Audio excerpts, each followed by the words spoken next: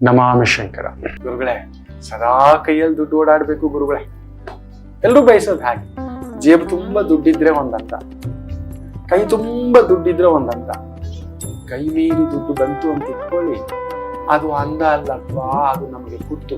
ಇಡೀ ಜಗತ್ತಿಗೆ ನಮ್ಮ ಭರತಖಂಡ ಏನು ಅಂತ ಶಕ್ತಿಯನ್ನ ತೋರಿಸ್ಕೊಟ್ಟಂತ ಧಾರ್ಮಿಕ ಶಕ್ತಿ, ಒಂದು ಆಧ್ಯಾತ್ಮಿಕ ಶಕ್ತಿ ವಿವೇಕಾನಂದರನ್ನು ಸರಿಸುಮಾರು 39-40ಕ್ಕೆಲ್ಲ ವಾಪಸ್ ಕರ್ಕೊಂಡು ಜಗತ್ತಿಗೆ ಗಣಿತದ ತಾಕತ್ತು ತೋರಿಸ್ಕೊಟ್ಟಂತ ರಾಮಾನುಜ ಹೊಸ ಭಾಷ್ಯವನ್ನೇ ಬರೀತಾರೆ ಗಣಿತ ಒಂದು ಸಿದ್ಧಾಂತದಲ್ಲಿ. ಓದಿದ್ 7ನೇ ಕ್ಲಾಸ್, 32ಕ್ಕೆಲ್ಲ ವಾಪಸ್ ಬಾರೋ ಅಂತ ಕರ್ಕೊಂಡು ಅಂದ್ರೆ ಯೋಚನೆ ಮಾಡಿ ನೋಡಿ. ಪ್ರಕೃತಿ ಯಾವುದನ್ನು ಬಿಡೋದಿಲ್ಲ, ಆಪೋಷಣ ಅಂತ. ಆದ್ರೂ ಕೂಡ ಮನುಷ್ಯ ಅಲ್ವಾ, ಸಾಕು ಸ್ವಲ್ಪ ದುಡ್ಡಿದ್ರೆ ಚಂದ ಸಾಕು, ಅದಕ್ಕೆ ತಕ್ಕ ಹಾಗೆ ಅನ್ನೋದೊಂದು ಬಯಕೆ. ಅದರಲ್ಲೂ ಮನೆ ಹೆಣ್ಮಕ್ಳು ಗುರುಗಳೇ ತಂದು ಕೊಡ್ತಾರೆ, ಅದಕ್ಕೆಲ್ಲ ಮ್ಯಾನೇಜ್ ಆಗ್ಬಿಡ್ಬೇಕು ಗುರುಗಳೇ. ಸ್ವಲ್ಪ ಆದ್ರೂ ಗುರುಗಳೇ ದುಡ್ಡೇ ಉಳಿಯೋಲ್ಲ.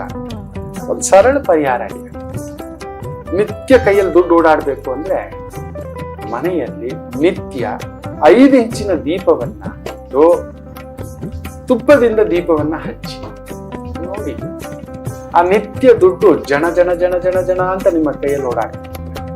ಕೈ ಹಾಕಿದ್ರೆ ದುಡ್ಡು, ಈ ಜೇಬಿಗೆ ಹಾಕಿದ್ರೆ ದುಡ್ಡು ಅನ್ನತಕ್ಕಂಥದ್ದು ಇದ್ದೇ ಇರುತ್ತೆ.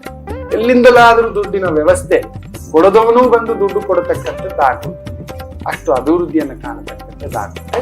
ಒಳ್ಳೆದಾಗುತ್ತೆ.